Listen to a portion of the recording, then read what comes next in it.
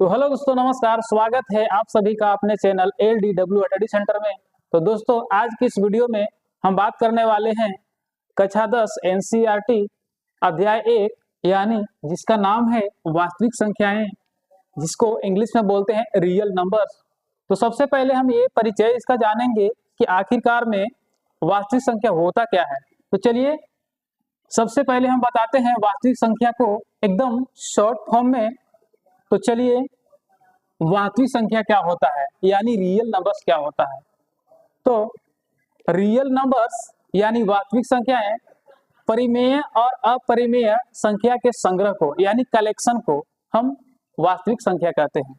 यानी आप देखेंगे यहाँ मैंने डायग्राम बना के रख लिया है। यहाँ पे वास्तविक संख्याएं यानी जिसको बोलते हैं रियल नंबर्स, और इसको हमने अलग अलग में करके लिख लिया है। तो यहाँ पे देख रहे हैं कि मैंने वास्तविक संख्या लिख लिया, इसके बाद हमने परिमेय और अपरिमेय अलग अलग इसको डिस्क्राइबिंग कर लिया है यानी वर्णन कर लिया है। तो यहाँ पे देखिए वास्तविक संख्या का एकदम शॉर्ट फॉर्म में समझाया गया है। तो वीडियो को लास्ट तक जरूर देखें, बहुत ही शॉर्ट फॉर्म में है। तो आपको देखने से बहुत ही आपको समझ में आ जाएगा, ज्यादा परिभाषा रटने की जरूरत नहीं है, पहचानने की जरूरत नहीं है, सिर्फ आपको इसको देख लेना है और समझ लेना है। तो चलिए आपको बताते हैं परिमेय संख्या और अपरिमेय संख्या होता क्या है। तो आप यहाँ पे देख रहे हैं मैंने परिभाषा में ये बताया कि वास्तविक संख्या होता क्या है। तो परिमेय और अपरिमेय यानी परिमेय और अपरिमेय के संग्रह को यानी कलेक्शन को ही वास्तविक संख्या कहा जाता है। तो हम जान लेते हैं यहाँ पे कि परिमेय संख्या क्या होता है। तो परिमेय संख्या जिसको P/Q के रूप में लिखा जाता है उसे हम परिमेय संख्या कहते हैं। तो जिसे P/Q के रूप में लिखा जाता हो उसे हम परिमेय संख्या कहते हैं। जहां P और Q पूर्णांक है और जहां यहाँ पे चलिए लिख लेते हैं, जहां P तथा Q पूर्णांक है और Q नॉट 0 है। यानी आपको यहाँ पे ये ध्यान देना है कि P/Q के रूप में जिसे लिखा जाता है उसे हम परिमेय संख्या कहते हैं, जहां P तथा Q पूर्णांक है। अब पूर्णांक होता क्या है तो हमने आपको यहाँ पे डिस्क्राइबिंग करके नीचे में लिख लिया पूर्णांक संख्या।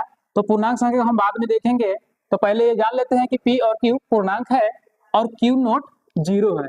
यानी जो Q का जो मान है ना, आपको 0 नहीं होना चाहिए। यानी ये Q का जो मान है यानी बट्टा के नीचे जो Q है, Q का मान आपको 0 नहीं होना चाहिए। तो इसे हम परिमेय संख्या कहते हैं।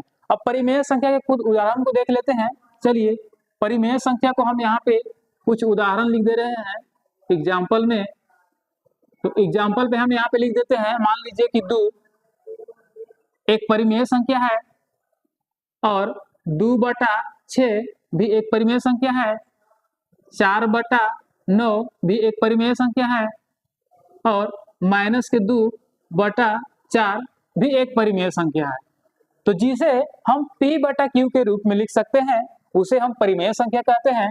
यहाँ आप देख लीजिए, यहाँ पे 2 है तो 2 के नीचे भी हम 1 ले सकते हैं। अगर यहाँ पे 1 ले लेंगे तो हमारा भी P/Q के रूप में हो गया। मान लीजिए कि 2 है से P हो गया और बटा है, इसके बाद 1 है, ये हमारा Q हो गया।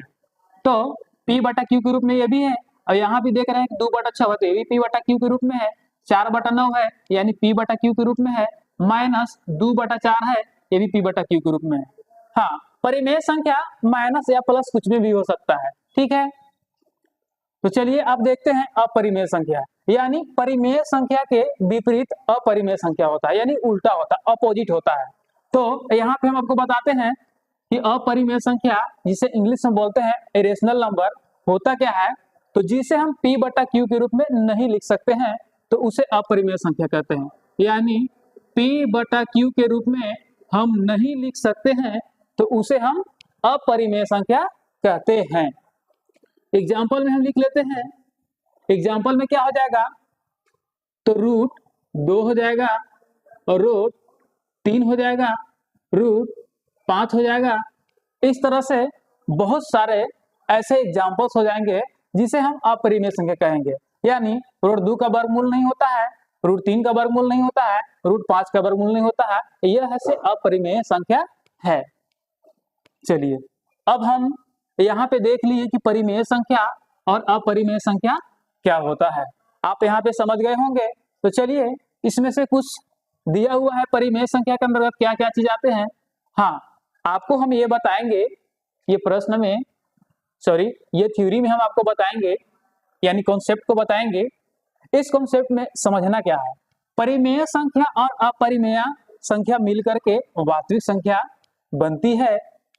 तो यहाँ पे परिमेय और अपरिमेय, अपरिमेय का एग्जाम्पल हमने लिख दिया यहाँ पे, √2 लिख दिया, √3 लिख दिया और √5 लिख दिया है यहाँ पे।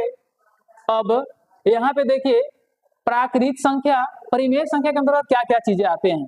तो प्राकृत संख्या आते हैं, पूर्ण संख्या आते हैं, पूर्णांक संख्या आते हैं, भाज्य संख्या आते हैं, अभाज्य संख्या आते हैं, और इसके अंतर्गत और भी आते हैं जैसे सअभाज्य संख्या है, उसको हम लिखेंगे। तो सबसे पहले यहाँ पे देख लेते हैं कि प्राकृत संख्या क्या होता है। तो यहाँ पे हम देखेंगे कि प्राकृत संख्या, जिसे इंग्लिश में बोलते हैं नेचुरल नंबर। नेचुरल नंबर होता क्या है, तो गिनती की संख्या को हम प्राकृत संख्या कहते हैं। गिनती की संख्या को हम प्राकृत संख्या कहते हैं। तो जैसे आप गिनती की संख्या हमने बोला, तो गिनती की संख्या जैसे हम गिनना जब चालू करते हैं, अगर किसी को अगर बोला जाता है कि चलिए हमारे यहाँ पे, मान लीजिए कि यहाँ पे बच्चों की संख्या है, प्रार्थना कर रहे हैं, आपको बोला जाए कि बच्चों की संख्या को काउंटिंग करके हमें बताइए, तो आप वहां पे 1 से गिनना स्टार्ट करेंगे। 1 2 3 4 5 6 7 8 9 इत्यादि, इस तरह से आप गिनेंगे। ये नहीं कि आप 0 से गिनेंगे। जब भी गिनती गिना जाता है तो 1 से ही गिना जाता है। तो यहाँ पे हम लिख लेंगे कि प्राकृत संख्या, गिनती को संख्या को कहा जाता है। तो यहाँ पे लिखेंगे 1 2 3 4 5 6 7, ऐसे ऐसे कर करके अनंत तक हम गिनेंगे, तो गिनती की संख्या को हम प्राकृत संख्या कहते हैं। आप समझ गए होंगे। तो दोस्तों आप इस वीडियो को, कॉन्सेप्ट को समझ रहे हैं, समझ में आपको आ रहा है तो लाइक जरूर करें और चैनल को सब्सक्राइब जरूर कर दें। तो अब जानेंगे पूर्ण संख्या, जिसे इंग्लिश में बोला जाता है होल नंबर। यानी पूर्ण संख्या होता क्या है, तो अगर हम गिनती की संख्या में, आप देख रहे हैं गिनती की संख्या क्या है, तो 1 2 3 4 5 6 7 8 9 10 से लेके अनंत तक आप जितना गिनिए, ठीक है। अगर उसमें हम 0 को शामिल कर देंगे तो वह पूर्ण संख्या कहलाती है। तो यहाँ पे थोड़ा ऐसा कर देते हैं हम, चलिए बाउंड्री लगा दिए। अब पूर्ण संख्या को जान रहे हैं, तो यहाँ पे देख रहे हैं कि 1 2 3 4 5 6 से लेकर के अनंत तक, यानी इंफिनिटी बनाते हैं यहाँ पे अनंत तक। मान लीजिए कि गिनती की संख्या में हमने बोला कि 0 को जब शामिल कर देंगे तो वह पूर्ण संख्या हो जाता है। तो अगर हम गिनती की संख्या जो है, इसमें अगर 0 को हम शामिल कर देंगे तो यह पूर्ण संख्या हो गया, ठीक है। तो आप समझ गए होंगे कि प्राकृत संख्या और पूर्ण संख्या होता क्या है, ठीक है। अब चलते हैं पूर्णांक संख्या में। तो पूर्णांक संख्या क्या होता है, तो चलिए पूर्णांक संख्या को भी आपको बताते हैं। तो पूर्णांक संख्या को इंग्लिश में बोला इंटीजर्स नंबर्स, ठीक है। तो पूर्णांक संख्या, जब पूर्ण संख्या में हम, इसका डिफिनेशन होता है पूर्णांक संख्या का, जब पूर्ण संख्या में हम, यानी पूर्ण संख्या क्या है, तो यहाँ पे पूर्ण संख्या दिया हुआ है 0 1 2 3। चलिए हम यहाँ पे लिखते हैं 0 1 2 3। जब पूर्णांक संख्या में हम ऋणात्मक संख्या को शामिल कर देते हैं, यानी जो माइनस में है उसे हम शामिल कर देते हैं, तो वह संख्या पूर्णांक संख्या बन जाती है। यानी यहाँ पे माइनस के 1 लगा देंगे और यहाँ पे माइनस के 2 लगा देंगे और यहाँ पे माइनस के 3 लगा देंगे, इस तरह से अनंत तक और इस तरह से, तो यह पूर्ण संख्या बन जाती है। तो चलिए अब चलते हैं भाज्य संख्या की ओर। यानी भाज्य संख्या होता क्या है, तो भाज्य संख्या को हम इंग्लिश में बोलते हैं कंपोजिट नंबर, यानी जिसका 2 से अधिक गुणनखंड हो तो उसे हम भाज्य संख्या कहते हैं। भाज्य संख्या किसे कहते हैं, तो जिसका 2 से अधिक गुणनखंड हो। यानी यहाँ पे मान लीजिए कि 12 एक संख्या है, भाज्य संख्या है, तो इसका गुणनखंड क्या हो जाएगा, तो 1 के पहाड़ा में हम 12 आ सकता है, 1 12 12, और 2 के पहाड़ा में भी 12 आ जाएगा, और 3 के पहाड़ा में भी 12 आ जाएगा, और 4 के पहाड़ा में भी 12 आ जाएगा, और 6 के पहाड़ा में भी 12 जाएगा, खुद 12 के पहाड़ा में ही 12 आएगा। तो इस तरह से आप यहाँ देख रहे हैं, हमने यहाँ पे बताया कि जिसका 2 से अधिक गुणनखंड हो तो उसे हम भाज्य संख्या कहते हैं। यहाँ देखिए ये है क्या, तो 12 का गुणनखंड है, 1 है, 2 है, 3 है, 4 है, 6 है, 12 है। तो इस तरह से इसका 1 2 3 4 5 6 यानी 6 गुणनखंड निकल करके आया है, यानी 2 से अधिक है, इसीलिए इसे हम भाज्य संख्या बोलते हैं। यानी 12 को 1 से डिवाइड कर सकते हैं, 2 से डिवाइड कर सकते हैं, 3 से डिवाइड कर सकते हैं, 4 से डिवाइड कर सकते हैं, 6 से डिवाइड कर सकते हैं और 12 से खुद डिवाइड कर सकते हैं।